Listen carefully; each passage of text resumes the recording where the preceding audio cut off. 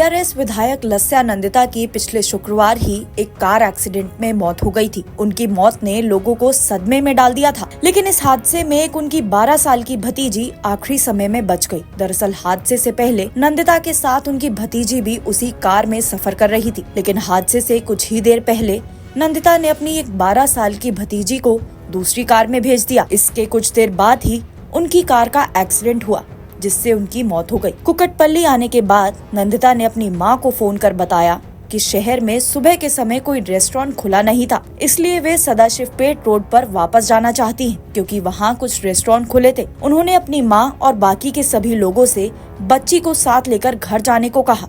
उन्होंने ये भी कहा कि वे सबके लिए नाश्ता पैक कराकर कुछ देर में वापस आ जाएंगी। संगारेड्डी पुलिस ने कहा कि नंदिता की मां दूसरी कार में थी।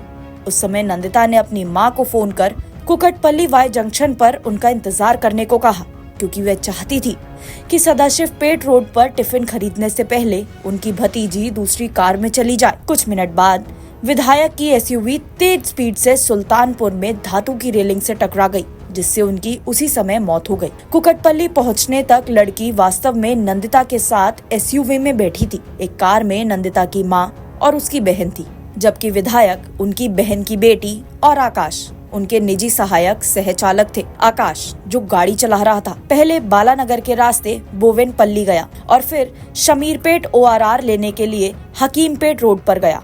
सुल्तानपुर पहुंचते ही भीषण हादसा हो गया, जिसमें विधायक की मौके पर मौत हो गई, जबकि आकाश को काफी चोटें आई। जब उन्होंने आकाश और विधायक के परिवार के बाकी लोगों से बात की तो पाटन चेरू पुलिस को पता चला कि नंदिता और उनका परिवार गुरुवार रात सदाशिवपेट मंडल के अरूर गांव में एक दरगाह पर गए थे। जब से नंदिता के पिता वरिष्ठ विधायक जी सयाना का पिछले साल फरवरी में निधन हुआ, तब से परिवार को कई असफलताओं और अप्रिय घटनाओं का सामना करना पड़ रहा है, जिसमें हाल ही में 13 फरवरी की दुर्घटना भी शामिल है, जिसमें वे बच गई।